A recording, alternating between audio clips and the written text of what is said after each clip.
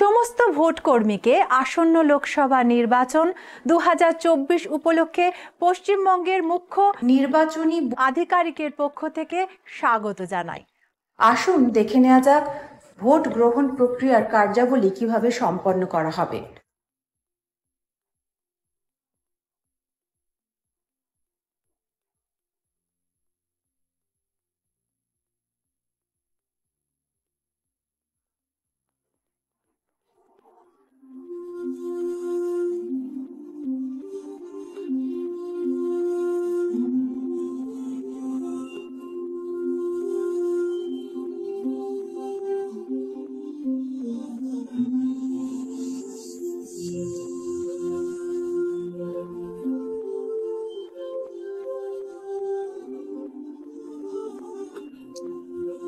ঠিক সকাল 7টা থেকে ভোট প্রক্রিয়া শুরু হয়ে যাবে।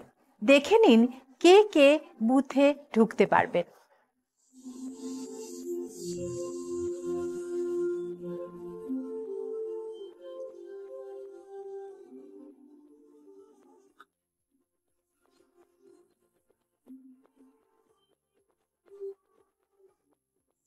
মিডিয়া পার্সোনেলের অথরিটি লেটার দেখে নিন।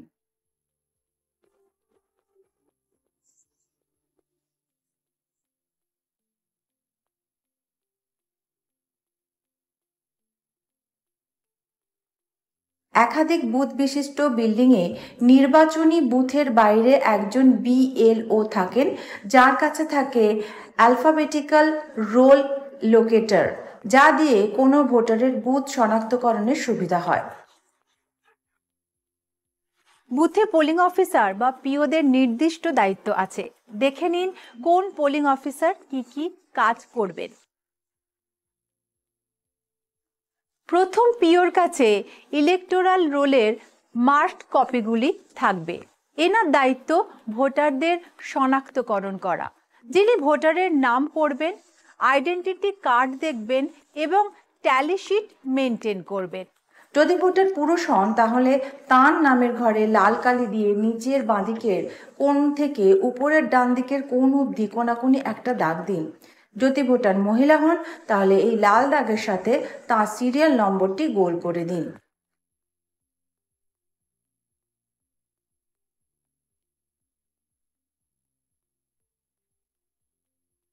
দ্বিতীয় পিও আঙুলে অমোচনীয় কালি লাগাবেন এবং ভোটারের সিরিয়াল নাম্বারকে ভোটার রেজিস্টার ফর্ম 17A তে নথিভুক্ত করবেন।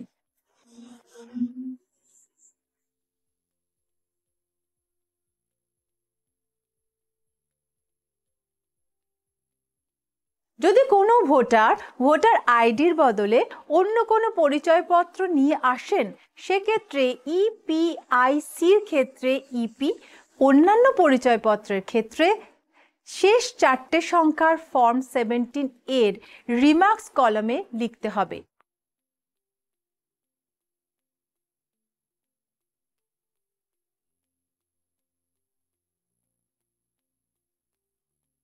এরপর তিনি ভোটারকে বই থেকে ভোটার স্লিপ কেটে দেবেন। তৃতীয় পিও ভোটার স্লিপগুলোকে সংগ্রহ করে সেগুলোকে নিজের কাছে রাখেন। আঙুলে অমোচনীয় কালি চেক করেন এবং কন্ট্রোল ইউনিটের বোতামটি চালু করে ভোটারকে ভোট দিতে দেন। ভোট প্রক্রিয়া চলাকালীন টোটাল বোতামটি টিপে ফর্ম 17 এর সাথে মাঝে মাঝে মিলিয়ে নিন। নির্বাচন চলাকালীন বয়স্ক মানুষ, শারীরিকভাবে অক্ষম মানুষ আর কোলে বাচ্চা নিয়ে দাঁড়ানো মহিলাদের আগে ভোট দিতে দেওয়া হবে। এছাড়া নির্বাচন চলাকালীন আরও কিছু বিশেষ পরিস্থিতি দেখা দিতে পারে। Election duty voting. ইলেকশন ডিউটিতে থাকা কোনো সরকারি কর্মচারী ইডিসি দেখিয়ে ভোট দিতে পারেন। সেক্ষেত্রে তাকে দিয়ে ইডিসির ফর্ম 12B-তে সই করান। শনাক্তকরণের প্রয়োজনে ওনাকে ইপিআইসি অথবা কোনো অল্টারনেটিভ ডকুমেন্ট দেখাতে হবে। ভোট দিতে দেওয়ার আগে তাদের ইডিসিটা সংগ্রহ করে রেখে দেবেন এবং তাতে উল্লিখিত নাম ও ভোটের পার্ট, সিরিয়াল নাম্বার মার্কড কপির শেষে লিখে নেবেন। ওই ভোটারের ভোটার তালিকার বিশদ বিবরণ, serial number / part number / assembly segment number এইভাবে 17 এ রেজিস্টারে লিখতে হবে এবং সেখানে মন্তব্য বা রিমার্কসের জায়গায় ইডিসি ভোটার এই কথাটা লিখে দিতে হবে। যতজন ইডি ভোটার আসবেন শেষ সিরিয়াল নাম্বারের পর থেকে তাদের একটি ক্রম তালিকা বানিয়ে ফেলতে হবে। সমস্ত ইডিসি একটি প্যাকেটে ঢুকিয়ে রেখে পরে আরসিতে জমা দিতে হবে।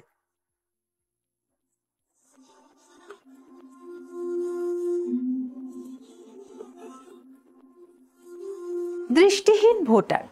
যদি কোনো ভোটার দৃষ্টিহীন হন তাহলে ফর্ম 14A সম্পন্ন করতে হবে এবং ঘোষণাপত্র ফিল আপ করতে হবে।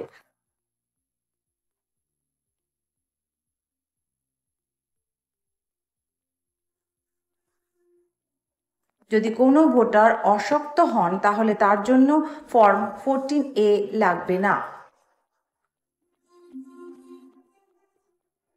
টেন্টার ব্যালট পেপার হলো এরকম কোনো ভোটারের জন্য যার শনাক্তকরণের সময় দেখা যাচ্ছে কেউ তার নামে আগেই ভোট দিয়ে দিয়েছেন। সেক্ষেত্রে ফর্ম 17B ফিল আপ করুন, তাকে ব্যালট পেপার ও ক্রস নিশান দেওয়া রাবার স্ট্যাম্প ইস্যু করুন, যা দিয়ে তিনি ভোট দিয়ে কাগজটা ভাঁজ করে আবার আপনাকে ফিরিয়ে দেবেন।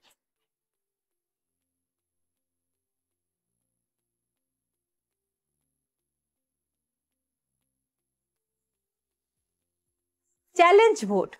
পোলিং এজেন্টরা কোনো ভোটারের আইডেন্টিটি চ্যালেঞ্জ করতে পারে।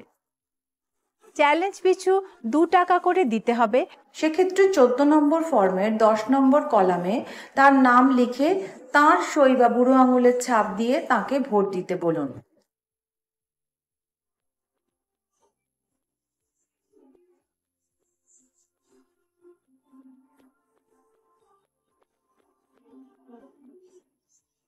ASD voter. ভোটারের নাম যদি এএসডি লিস্টে থাকে তাহলে সইয়ের পাশাপাশি বাঁ হাতের বুড়ো আঙুলের ছাপ দিয়ে সেই ভোটারের পরিচিতি যাচাই করতে হবে।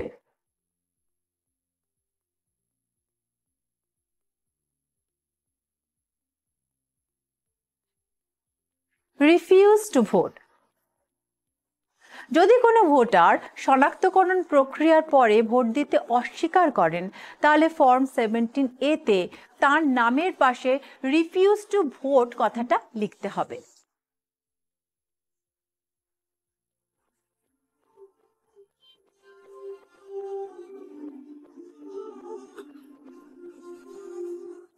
ভোটের পদ্ধতি মানতে অস্বীকার করা। যদি কোনো ভোটার প্রিসাইডিং অফিসার কর্তৃক সতর্ক করা সত্ত্বেও নির্দিষ্ট ভোটের পদ্ধতি মানতে অস্বীকার করে তবে তাকে ভোট দিতে নিষেধ করতে হবে। যদি তাকে ভোটার স্লিপ দেওয়া হয়ে থাকে তাহলে সেটি তার থেকে নিয়ে নিতে হবে এবং ক্যান্সেল করতে হবে এবং 17 এর রিমার্কস কলামে not allowed to vote, voting procedure violated লিখতে হবে।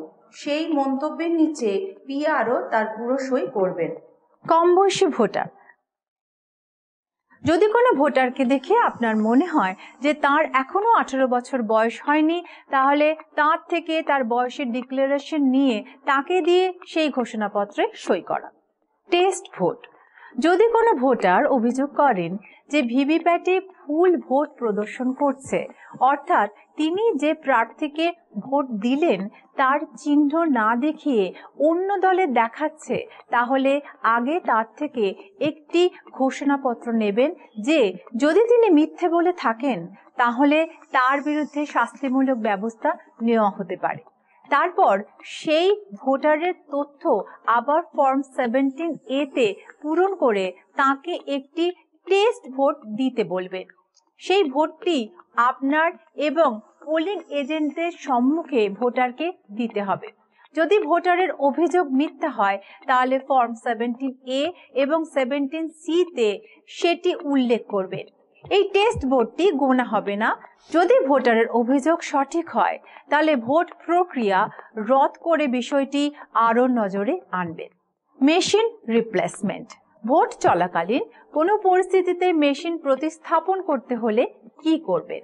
প্রকৃত ভোট চলাকালীন সিইউ বা বিইউ সঠিকভাবে কাজ না করার ক্ষেত্রে সিইউ, বিইউ এবং ভিভিপ্যাট সহ পুরো ইভিএম প্রতিস্থাপন করা প্রয়োজন। সেক্ষেত্রে আবার করে মক পোল করতে হবে। তবে এই ক্ষেত্রে মক পোলের নোটা সহ প্রতিদ্বন্দ্বী প্রত্যেক প্রার্থীকে মাত্র একটি করে ভোট দিতে হবে। মাইক্রো অবজারভার নির্বাচন অবাধ এবং শান্তিপূর্ণ হচ্ছে কিনা সেটা দেখার জন্য কমিশন মাইক্রো অবজারভার নিযুক্ত করে।